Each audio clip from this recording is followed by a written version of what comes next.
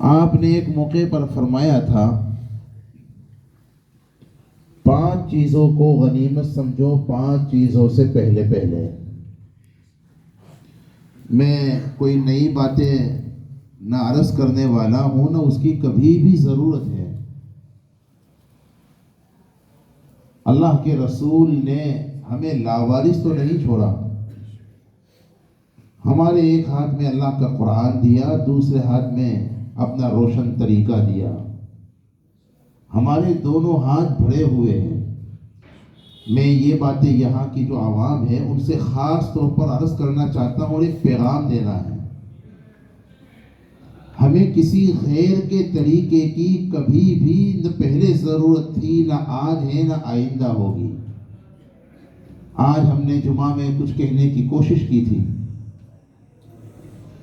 اسلام کوئی مذہب نہیں، یہ دین ہے، اور کچھ آسان انداز میں عرض کرنے کی ہم نے کوشش کی تھی مذہب اور دین میں کیا فرق ہے۔ دین طریقہ زندگی کا نام ہے۔ یہ جو ہم کلمہ پڑھتے ہیں نا، لا الہ، ذرا بولو، لا الہ الا اللہ، یہ مقصد زندگی ہے۔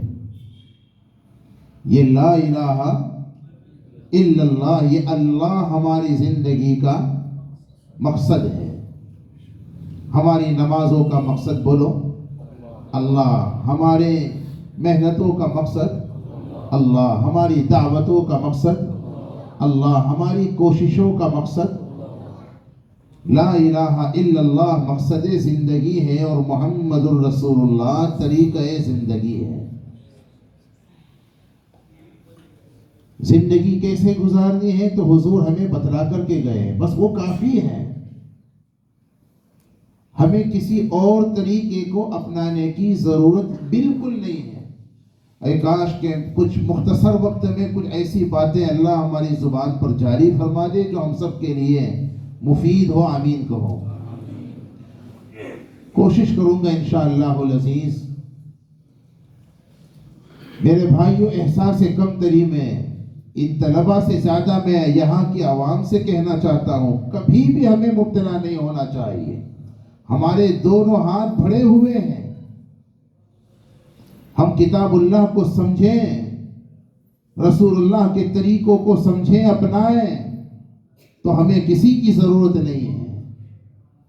ابھی ہم انشاءاللہ 31 کے حوالے سے قرآن کریم کی 114 جو صورتیں ہیں، ان میں ایک بہت مختصر صورت جس کو قرآن کا خلاصہ بھی کہہ سکتے ہیں، اس کی پہلی آیت کریمہ کے حوالے سے کچھ عرض کرنے کی کوشش کریں گے۔ اس سے پہلے میں آتا ہوں اپنی بات پر۔ آقا نے کتنی قیمتی بات ایک موقع پر یہ ارشاد فرمائی تھی، اللہ نے اگر کسی کو 5 نعمتیں دی ہیں تو وہ ان کی قدر کر لے۔ 5 چیزوں کی قدر کرو، 5 چیزوں سے پہلے پہلے۔ نمبر 1، زندگی کی قدر کر لو، کس سے پہلے؟ موت۔ ہم نے کہا نا، زندگی ساری نعمتوں کی اصل ہے۔ یہ جو کہا جاتا ہے جان ہے، بولو، تو جہان ہے، تو یہ مدرسہ کام کا ہے، تو یہ آپ کا بنگلہ کام کا ہے، تو یہ آپ کی کار اور بہار، یہ سب کا وہ جان ہی نہیں ہے، زندگی ہی نہیں۔ دیکھا نہیں ہم نے مرنے والوں کو کیسا پڑا ہوا ہوتا ہے، آنکھیں سلامت ہے بظاہر لیکن بیکار، سب بیکار۔ ہمارے آقا فرماتے ہیں زندگی کی قدر کرو۔ کیسے قدر کرنی ہے؟ انشاءاللہ کوشش کریں گے بتلانے کی۔ زندگی کی قدر کرو، کس سے پہلے پہلے؟ موت سے پہلے پہلے۔ نمبر 2، اور جوانوں جوانی کی قدر کر لو، ذرا بولو، بڑھاپے سے پہلے پہلے۔ اللہ نے یہ جو جوانی ہمیں دی ہے زندگی کا خلاصہ ہے۔ زندگی کے 3 زمانے ہیں، اور ایک بزرگ فرماتے تھے کہ زندگی کے 3 دن ہیں اور چوتھا دن تو قبر کا ہے۔ آپ اگر ذرا اور بال کی کھال نکالے تو کہہ سکتے ہیں زندگی کے 4 دن ہیں تو پھر 5واں دن، اب پہلا دن تو بچپنے کا ہے نا، دوسرا دن جوانی کا ہے، میں نے کہا کھال نکال کر کے، تیسرا دن ادھیر عمر سمجھ لو جو 40 کے بعد شروع ہوتی ہے۔ اب 40 سال حضرت امام شافعی رحمت اللہ علیہ اور امام ابو حنیفہ کے درمیان اس مسئلے میں بھی ایک علمی اختلاف ہوا، جوانی کی ابتدا کب سے کب تک ہے۔ حضرت امام حضرت کی بات، ہم تو حنفی ہیں نا اور فخر ہے ہمیں الحمدللہ۔ ابھی فقیہ العصر علامہ خالد سیف اللہ رحمانی کے فقہ اکیڈمی کی طرف سے گھڑا میں 11-12 رجب المرجب کو غالباً، یہی تاریخ شاید آگے پیچھے فقہی سیمینار ہو رہا ہے، تو حضرت نے مختلف علماء کو کچھ عناوین دیے، اس عاجز ناقص کو بھی حسن ظن پر ایک عنوان دیا، فقہ حنفی کے مستنبط مسائل قرآن و سنت میں۔ تو کچھ کوشش کی ہے ہم نے بھی لکھنے کی، یہ دعویٰ ہے ہمارا الحمدللہ، یہ ایک علمی بات ذرا سا اشارہ کر کے آگے بڑھتا ہوں۔ فقہ حنفی کے تمام مستنبط مسائل کتاب و سنت سے لیے گئے ہیں۔ حضرات علماء اور فقہاء اور ماہرین اس کو سمجھ سکتے ہیں۔ بہرحال امام شافعی کیا کہتے ہیں وہ چھوڑیے، حضرت امام العلام امام اعظم ابو حنیفہ النعمان رحمہ اللہ تعالی کے یہاں جوانی وہی بالغ ہونے سے شروع ہو کر اس کی آخری عمر 40 سال تک ہے۔ اب اس کے بعد جیسے ہم لوگ ہیں نا، کوئی مجھے بوڑھا کہے تو منظور ہی نہیں، یہاں 40 کے بعد والوں کا آپ بوڑھا کہیے، تو اس لیے زندگی کا تیسرا دن جوانی کے بعد ادھیر عمر، اور قرآن نے بھی تو اس کو ذکر کیا ہے نا۔ لیکن چوتھا دن بڑھاپا ہے، اور پھر بڑھاپے کے بعد تو موت ہے۔ ہم نے کہا زندگی کا سب سے طویل زمانہ اور سب سے قیمتی زمانہ کون سا ہے؟ جوانی۔ اسی لیے آپ دیکھیے نا، زندگی میں جوانی آ گئی کہ نہیں آئی؟ جوانوں ذرا بتلائیے، زندگی میں جوانی آ گئی کہ نہیں آئی؟ قیامت میں اللہ تبارک و تعالی ہر بندے سے، دنیا میں اللہ کو مانتا تھا تو نہ مانتا تھا تو، اللہ کی مانتا تھا تو اللہ کی نہ مانتا تھا تو، ہے نا، دو ہی طرح کے لوگ ہیں۔ اللہ کو ماننے والے تو اکثر ہیں، کمیونسٹ کے علاوہ، دہریوں کے علاوہ۔ آپ رمن لال چھگن لال سے پوچھو تو اللہ کو تو وہ بھی مانتے ہیں، لیکن اللہ کی ماننے والے اچھے مسلمان بھی کم ہیں۔ ہر انسان سے جو 5 سوال ہوں گے، بہت مشہور روایت آپ پڑھ سن چکے ہو یہ طلبہ۔ پہلا ہی سوال عن عمرہ فیما افنا، بتاؤ زندگی کہاں گزاری؟ اب زندگی میں جوانی بھی، ادھیر عمر، بڑھاپا سب آ گیا نہیں آ گیا؟ لیکن دوسرا سوال کیا ہوگا؟ وعن شبابہ فیما ابلا، جوانی کیسے گزاری، کن کاموں میں گزاری؟ اور جوانوں، تم نے اپنی جوانی کو طوفانی بنایا تھا یا نورانی بنایا تھا؟ بعض لوگوں نے اپنی جوانی کو طوفانی اور رنگین بنایا ہوا ہے۔ وہ کہتے ہیں مزے کر لو میری جان پھر نہ ہوں گے جوان۔ جوانی کو طوفانی بنا دیا۔ اے کاش آپ اپنے بچوں پر نظر رکھیے، جنہوں نے اپنی جوانی کو طوفانی بنا رکھا ہوا ہے، ذرا ایک نظر ڈال کر کے دیکھیے، جائزہ لیجیے امت کا، جو لڑکیاں اور جو لڑکے مرتد ہوئے ہیں وہی نوجوان لڑکے اور لڑکیاں آپ کو ملیں گے جنہوں نے اپنی جوانی کو رنگین بنایا تھا، طوفانی بنایا ہوا تھا۔ یہ بھی ایک مستقل عنوان ہے۔ ارتداد کیا ہے، کتنی قسمیں ہیں، پھر حقیقی ارتداد کا کیا مطلب اور فکری ارتداد کا کیا مطلب، اس کے کیا اسباب ہے اور کیا علاج ہے۔ آج اس موضوع پر بیان کرنے کی حضرات علماء کو بہت ضرورت ہے، عوام کو آج سمجھانے کی بہت ضرورت ہے۔ حقیقی اور عملی ارتداد میں تو پھر بھی بہت کم لوگ مبتلا ہیں۔ ہمارا تو دعویٰ ہے اللہ کے فضل سے دنیا پر نظر کرنے کے بعد کہ آج بھی جتنی بڑی تعداد میں غیر ایمان والے مسلمان ہوتے ہیں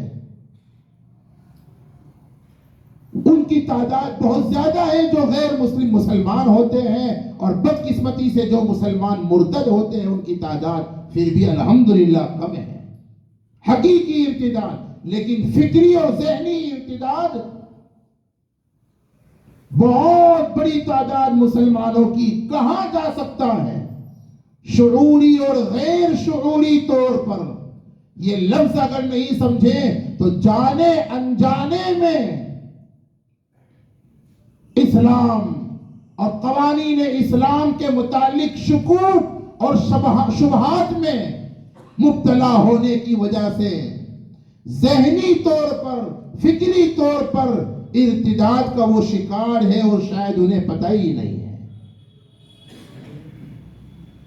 بہت سنگین مسئلے کی طرف توجہ دلائی ہے، کاش ہم اس طرف فکر مند ہو جائے، سنجیدہ ہو جائے۔ آمین کہنے میں کوئی تکلیف ہو تو مت کہیے، اور تکلیف نہ ہو تو کہیے نا بھائی، کتنی اہم یہ دعا ہے۔ اللہ تعالی ہمیں عجیب بات، ہمارے آقا اور مولا تاجدار مدینہ سرکار دو جہاں جن سے دنیا کو دین کی دولت ملی ہے،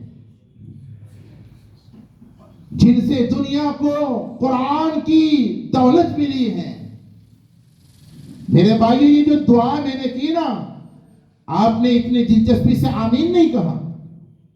میں بتلانا یہ چاہتا ہوں ہمارے آقا کا کیا حال تھا جس سے دنیا کو دین ملا ہے نا۔ دنیا کو دین کس کے طفیل ملا؟ ارے بولو نا بھائی، ہمارے آقا کے طفیل ملا کہ نہیں ملا؟ ذرا سناتا ہوں، سنیے گا۔ جس نے قرآن ہم کو دیا ہے، صاحب ایمان ہم کو کیا ہے نا۔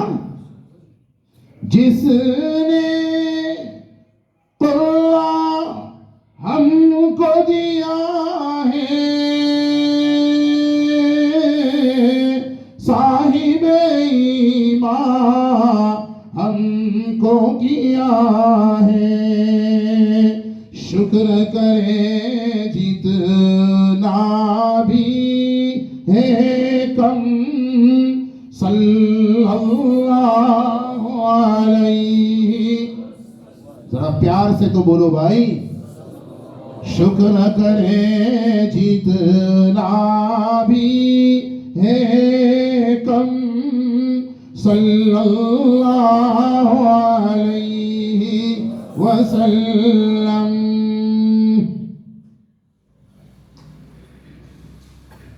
اور بھی بہت سے اشعار ہیں، ہمارے بعض مخلص کہہ رہے سنا دیجیے، اصل موضوع رہ جائے گا۔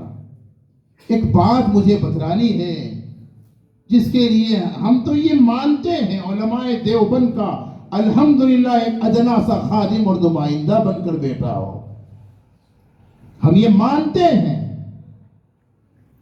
آقا کی شان میں نعت پڑھنا بھی عبادت ہے، بڑی نیکی ہے۔ بہرحال بھائیوں، جس کے طفیل یہ دین ملا، قرآن ملا، اس نبی کا کیا حال تھا؟ آپ کی دعاؤں میں، حاکم کی روایت میں ایک دعا یہ بھی منقول ہے اور یہ بھی حقیقت ہے، ہمارے آقا کی دعائیں بھی معجزات ہیں۔ حضرات علماء محققین، اور یہ طلباء کے لیے کہہ رہا ہوں، یہ حقیقت ہے، حضرات علماء محققین نے ہمارے آقا کی ساری دعاؤں کو معجزات میں شمار کیا ہے۔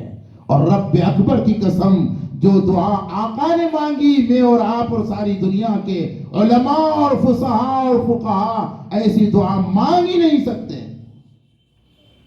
کیا کمال کی ایک دعا، کتنی جامع دعا،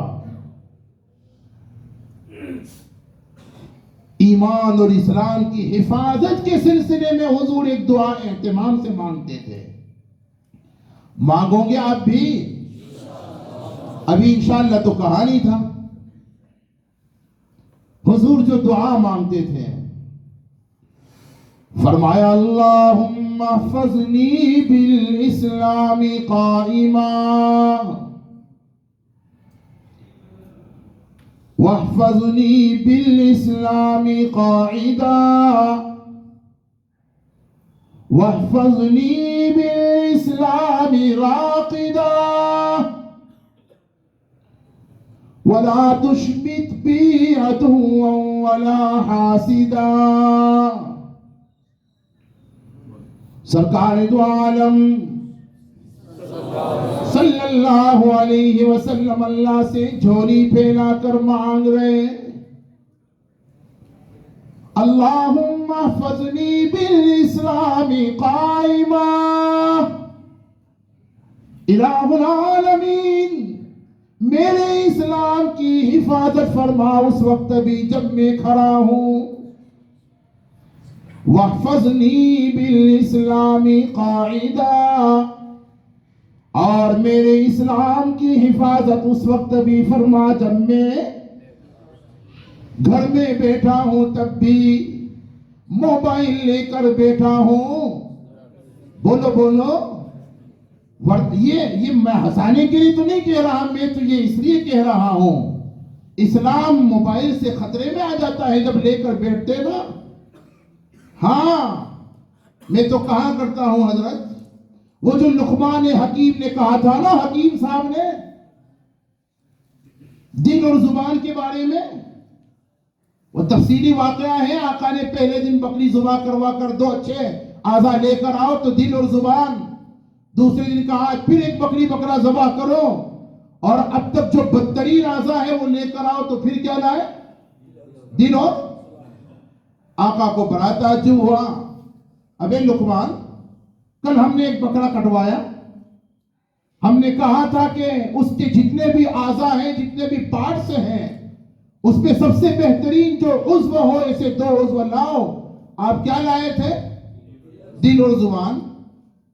آج بھی بکرا کٹوایا، ہم نے کہا تھا کہ بدترین اعضا میں سے 2 عضو لے کر کے آئیے، تو کیا لے کر آئے؟ دل اور زبان۔ یہ کیا بات ہوئی؟ تو حکیم صاحب نے کیا کہا تھا؟ یہ حقیقت ہے۔ فرمایا حضرت واقعہ یہ ہے کہ اعضاء میں جتنے بھی، انسانی بدن میں جتنے بھی اعضاء ہیں، اس کا حال یہ ہے، ان میں دل اور زبان کا حال یہ ہے، اگر بہتر ہے تو بہترین ہے اور بدتر ہے تو بدترین ہے۔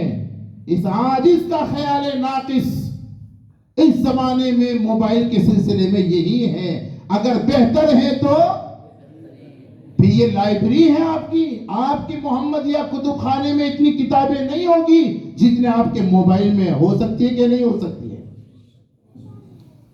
آپ اس کا اچھا استعمال کیجئے، بہتر ہے تو پھر یہ موبائل بہترین ہے اور بدتر ہے تو پھر یہ نیٹ تو سیدھا ہی جہنم کا گیٹ ہے۔ ہاں، جو گناہ کسی زمانے میں سوچ سوچ کر کے آدمی گھبراتا تھا، اور بدھے تو کر ہی نہیں سکتے تھے، کر سکتے تھے، یہ مولوی شولوی بھی نہیں کر سکتے تھے، کہیں آپ ان پر الزامت لگا دینا کہنے کا منشا یہ ہے، عام طور پر لوگ کسی زمانے میں موبائل سے پہلے جن گناہوں کو کرنا چاہتے تو تھے لیکن کر نہیں سکتے تھے، بڑی آسانی کے ساتھ بچہ بھی کر رہا ہے کہ نہیں؟ اس لیے کیا قیمتی دعا، وَاحْفَظْنِي بِالْإِسْلَامِ قَاعِدًا، الہ العالمین میرے اسلام کی حفاظت۔ یہ کون دعا مانگ رہا ہے؟ مفتی شفیق نہیں مانگ رہے، یہ آقا دعا جس سے اسلام ملا، ایمان ملا۔ میرے ایمان و اسلام کی حفاظت فرما اس وقت بھی جب میں، یہ تو حاشیہ میں نے بڑھایا، جہاں بھی بیٹھا ہوں، جس حال میں بھی بیٹھا ہوں، اور میرے اسلام کی حفاظت فرما جس وقت میں لیٹا ہوں راقدہ۔ یہ تین ہی تو حالتیں ہیں نا، چوتھی تو کوئی حالت میں نے تو دیکھی نہیں۔ ایک بندہ یا تو کھڑا ہے یا پھر بیٹھا ہے یا پھر لیٹا ہے، چوتھی بھی حالت کوئی ہے؟ دیکھو کیسی جامع دعا، یعنی فرمانا یہ چاہتے ہیں کہ اللہ ہر حال میں، اللہ غنی۔ کیا حضور کو اس دعا کی ضرورت تھی؟ کیا نعوذ باللہ حضور کو یہ خطرہ تھا کہ میرا ایمان محفوظ نہیں رہے گا؟ مجھے خطرہ ہے، شاید آپ کو خطرہ ہے، شاید ہماری اولادوں اور نسلوں کو خطرہ ہے۔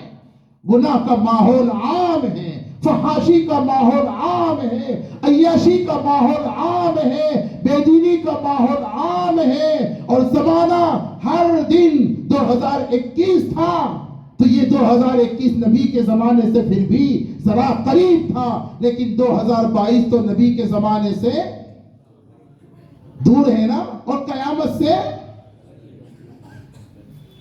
ہر دن جو گزرتا ہے وہ ہمیں ہمارے نبی کے زمانے سے دور کرتا جاتا ہے، اور ہمیں قیامت سے اور اپنی موت سے قریب، اس زمانے سے قریب کرتا جا رہا ہے جس زمانے کے بارے میں آقا نے یہ بھی پیشین گوئی دی تھی۔ ایک زمانہ آئے گا، یصبح الرجل مؤمنا ویمسی کافرا، یصبح الرجل مؤمنا ویمشی کافرا۔ ایک زمانہ آئے گا، صبح میں ایک میرے بھائیو یہ حضور کا فرمان ہے، اور کوئی ضعیف اور کوئی موضوع اور کوئی بیکار کی لال کتاب سے نہیں، پوچھو ان علماء سے، یہ حدیث ہے۔ آقا فرماتے تھے ایک زمانہ آئے گا جس میں بے دینی اتنی عام ہے، کفر اور شرک اتنا عام ہے، گمراہی اتنی عام ہوگی جس کی وجہ سے اچھا خاصا ایک بندہ صبح میں تو مسلمان ہوگا لیکن شام ہوتے ہوتے تک وہ بے ایمان ہو جائے گا، وہ یمشی کافرن۔ اب 5 مطلب علماء نے اس کے بیان کیے ہیں، سننا ہے بھائی؟ ہاں جی، 1-2 باتیں عرض کرتا ہوں، سمجھنے کی بات ہے۔ ایک مطلب تو یہ ہے کہ حقیقت میں کافر ہو جائے گا، حقیقت میں مرتد ہو جائے گا، اور ہو رہا ہے کہ نہیں ہو رہا ہے؟ بہت ضرورت ہے جو مسلمان کسی وجہ سے پلٹ گئے، ارتداد کا معنی پلٹ جانا، لوٹ جانا، کفر کی طرف پلٹ جانا، شرک کی طرف لوٹ جانا، بہت ضرورت ہے۔ ماں باپ اپنے بچوں پر نگرانی کریں، ماں باپ اپنی جوان بیٹوں اور بیٹیوں کی پوری نظر رکھیں ان پر، بھلے ہی آپ سونے کا لقمہ کھلاؤ لیکن سانپ کی نظر سے دیکھو، اور اگر خدا نخواستہ کسی کی بیٹی بیٹے کا قدم بہک گیا، علماء تو بعد میں ذمہ دار ہے، سب سے پہلے ماں باپ ذمہ دار ہے۔ اپنی بات نہیں، وہ بھی حدیث ہے، آقا نے فرمایا کلکم راع وکلکم مسئولون عن رعیت، تفسیری روایت ہے، اس میں اسی کو فرمایا۔ ہر باپ اپنی اولاد کا ذمہ دار، ماں اپنی اولاد کی ذمہ دار ہے۔ اللہ قیامت میں پہلے ان سے پوچھیں گے، ایک مطلب تو یہی ہے وَيُمْسِي كَافِرًا کا حقیقت میں کافر. دوسرا مطلب یہ ہے کہ حقیقت میں تو کافر نہیں ہو جائے گا لیکن کافروں کے طور و طریق کو اختیار کر لے گا. کیوں جی ہو رہا ہے ہی نہیں ہو رہا ہے؟ میں نے جو وہ 5 باتیں بیان کرنے کی کوشش کی نا وہ شاید رہ جائے گی، کوئی بات نہیں، اب اصل موضوع پر ہی آ جاتے ہیں. یہ جو ہے نا ایک وقت آئے گا صبح میں مومن ہے شام کو کافر. اس کا دوسرا مطلب یہ ہے حقیقت میں اگرچہ کافر نہیں ہو جائے گا لیکن کافروں کی تہذیب، ان کی تمدن، ان کا طور و طریق اختیار کر لے گا. کیوں آج عام مسلمانوں کا یہ حال ہے کہ نہیں ہے؟ اللہ اور اس کے رسول کا طریقہ پسند بولو بولو نہیں ہے. اسٹائل پسند ہے، بمبئی کے ناچنے کودنے والوں کی اسٹائل پسند ہے، اللہ والوں کی اسٹائل پسند نہیں ہے. شادیوں کے وہی طریقے پسند ہیں جو یہودیوں کے تھے، جو نصرانیوں کے تھے. آقا نے فرمایا تھا نا تنکح المرأة لأربع، عجیب تشریح کی ہے محدثین نے. مال کی بنیاد پر نکاح کرنا یہودیوں کا طریقہ تھا. کتنے مسلمان صرف پیسہ دیکھتے ہیں، پیسہ. مالدار گھرانے کا لڑکا ہے نا بس کافی ہے، چاہے بگڑی ہوئی باپ کی بگڑی ہوئی اولاد ہو یا بگڑی ہوئے باپ کی سڑی ہوئی اولاد ہو، پئی ہو. کیا مصیبت ہے. ولی جمال یہاں کے تحت فرمایا حسن و جمال اور خوبصورتی کی بنیاد پر نکاح کرنا نصرانیوں کا طریقہ ہے. حسن صورت چند روزہ، حسن سیرت مستقل، اس سے خوش ہوتی ہے آنکھیں، اس سے خوش ہوتا ہے دل. تفسیر کا موقع نہیں. اور ولی حسب یہاں کے تحت فرمایا حسب نسب کی بنیاد پر نکاح کرنا مشرکوں کا طریقہ. اور امت محمدیہ کے دیوانوں کا طریقہ کیا ہے؟ وہ دین کی بنیاد پر نکاح کرتے ہیں. کافروں کے طور و طریق کو اختیار کر لیں گے. وَيُمْسِي كَافِرًا کا دوسرا مطلب آج ہم آئے دن دیکھتے ہیں. وضاقتہ غیروں کی ہم نے اختیار کر رکھی ہوئی ہے. چہرہ غیروں کی طرح، سر کے بال غیروں کی طرح، جسم کا لباس بولو غیروں کی طرح. ہماری شادیوں میں وہی دھوم دھماکے اور وہی ڈی جے غیروں کی طرح. ہو رہا ہے کہ نہیں ہو رہا ہے؟ ناچنا کودنا اور وہی اپنے حسن کی نمائش، اپنی خوبصورتی کا اظہار. یعنی ہمارے یہاں تو یہ حکم تھا اللہ کے گھر میں مسجد میں اللہ کے حکموں کو پورا کرنے کے لیے بھی مرد اور عورت ساتھ میں اکٹھا ذرا بولو نہیں ہو سکتے. جب مسجدوں میں اجازت نہیں ہے تمہارے شادی کے ہال میں اجازت کیسے ہو سکتی ہے؟ جبکہ وہاں تو بند ٹھن کر کے آئی ہے. شیطان ہر ایک کے پیچھے لگا ہوا ہے. حدیث کے مطابق میں کہہ رہا ہوں، حدیث میں ہے نا کہ جب عورت بے پردہ ہو کر باہر نکلتی ہے شیطان اس کے پیچھے لگ جاتا ہے. یہ کس کا طریقہ ہے؟ ارے بولو بھائی، یہ نبوی طریقہ ہے. صحابہ کی شادیاں ایسی ہوتی تھی. ہم نے جو طرز عمل، جو طور و طریق اختیار کیا ہوا ہے آج کی، اب پہلے اس کو اسے بعد میں، پہلے اسے سن لیجئے. اقبال نے جو کہا تھا نا یوں ہی نہیں کہا.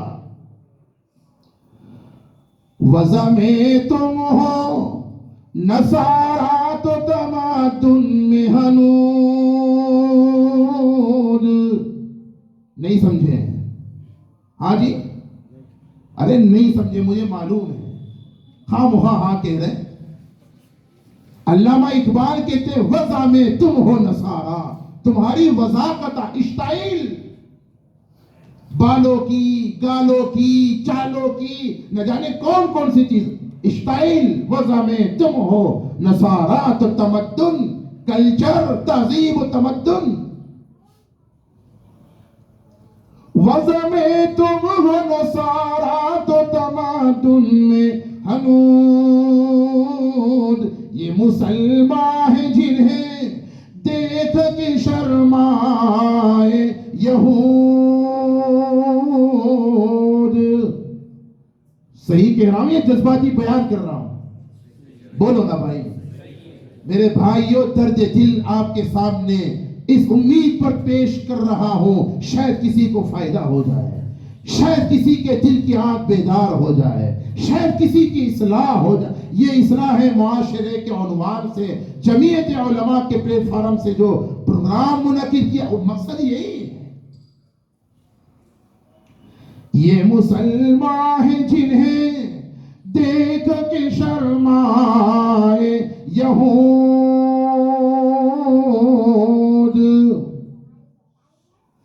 یوں تو سید بھی ہو، مرزا بھی ہو، افغان بھی ہو،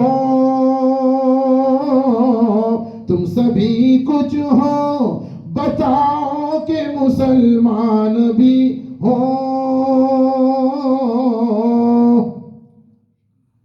ہم نے اپنی پہچان مٹا رکھی ہے. ٹرین میں اگر ہم جاتے ہیں نا تو بعض ویرائٹیاں مل جاتی ہیں. کل ایک ویرائٹی مل گئی تھی مجھے، اللہ کی پناہ، ایسے جاہل مطلق شیطان شرما جائے. مجھے مغرب اور عشاء کی نماز کے لیے غیر مسلموں نے اپنی سیٹ چھوڑ دی. اس بندے نے سیٹ تو کیا چھوڑتا، مجھے وہاں سے ہٹنے پر مجبور کیا. مسلمان کہہ دیتا ہوں پور بندر سے تعلق رکھنے والا تھا اور معمر تھا، سفید داڑھی تھی. یہ مسلمان ہے جنہیں دیکھ کے شرمائے یہود. یہ مسلمان ہے جنہیں دیکھ کے شرمائے حنود. کیا مصیبت ہے. کیا یہ تعارف کافی؟ پوچھتے ہیں تم کون ہو؟ میں مسلمان ہوں الحمدللہ. کیا اتنا تعارف، اتنی پہچان کافی نہیں ہے؟ ہاں جی، تو بال کی کھال نکال. نہیں، آپ دیوبندی ہو، فلانے ہو، ڈھمکڑے ہو، رمکڑے ہو، کون ہو؟ یہ ساری ہماری پہچان بن گئی ہے اور ہماری مسلمانوں والی پہچان اللہ نے جو ہماری پہچان بیان کی نا قرآن میں، کیا ہے؟ قرآن پاک میں فرمایا ہوا سماکم المسلمین. رب العالمین نے ہماری پہچان یہ بیان فرمائی. تم کون ہو؟ ارے بولو نا بھائی. الحمدللہ ہم مسلمان ہیں. اتنی پہچان کافی ہے. اپنی پہچان کو باقی رکھو، اسلامی تہذیب کو اپنا کر اپنی پہچان کو باقی رکھو، کتاب و سنت کی تعلیمات پر عمل کر کے. یہ جو 31 آج کا جو دن ہے نا، آج کی جو رات ہے، یہ یہودیوں، نصرانیوں اور غیر مسلموں کہ یہاں تو جشن کا دن ہے نا. یہ جشن کی رات ہے. کیا کریں گے آج؟ بڑے شہروں میں ہم نے دیکھا ہے، برودا میں، بمبئی میں، نہ جانے کہاں کہاں. اور آپ کو کیا معلوم نہیں ہے، ساری دنیا میں جو سیاحی والے مقامات ہیں، اگر ایک جگہ سے دوسری جگہ جانا ہے، کرایہ فلائٹوں کے ان دنوں میں بہت زیادہ بڑھ جاتے ہیں. کیوں؟ لوگ یہ عیاشیوں کے دن ہیں، عیاشیوں کی راتیں ہیں، جشن کے دن اور جشن کی راتیں ہیں. اور خدا کی قسم میرے بھائیوں، 31 دسمبر کی رات جشن کی نہیں، جائزے کی رات ہے. نہیں سمجھے آپ؟ ارے کچھ سمجھے کہ نہیں سمجھے؟ جشن کی رات نہیں ہے، جائزہ لینے کی رات ہے، اپنا محاسبہ کرنے کی رات ہے، یہ سوچنے کی رات ہے کہ سال جو ہم نے گزار دیا 2021 کا، ہمیں چاہیے کہ ہم آج کی رات اپنا جائزہ لیں، جشن نہ منائیں۔ یہ غیروں کا طریقہ ہے، ہمارا طریقہ نہیں ہے۔ بے شک اسلامی سال بھی اللہ ہی کا بنایا ہوا، اور انگریزی سال کو انگریزوں نے بنایا ہے، کہیں آپ اس خیال میں مت رہیے گا۔ وہ بھی اللہ ہی، شمسی سال بھی اللہ ہی کا بنایا ہوا، اور قمری سال بھی، دوسرے لفظوں میں اسلامی سال بھی اللہ ہی کا بنایا ہوا، اور انگریزی سال بھی۔ اسلامی سال ختم ہوتا ہو تو، اور انگریزی سال ختم ہوتا ہو جیسے آج، ہمیں تو یہی حکم ہے، جشن نہ منائیں، اپنا جائزہ لیں، سوچیں کیا کھویا اور کیا پایا، اپنا جائزہ لیں، کیا ہم نے اپنے اللہ کی رضا کو پا لیا؟ آج کی رات ہمیں جشن نہیں، اپنا جائزہ اس بات کا لینا ہے، کیا ہم نے اپنے ماں باپ کو راضی کر لیا؟ کیا ہم اپنے ماں باپ کی اچھی اولاد بن؟ دیکھو جائزہ کس بات کا؟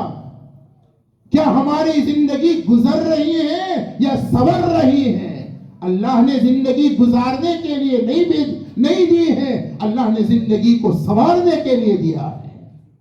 یہی تو فرق ہے جانوروں میں اور انسانوں میں۔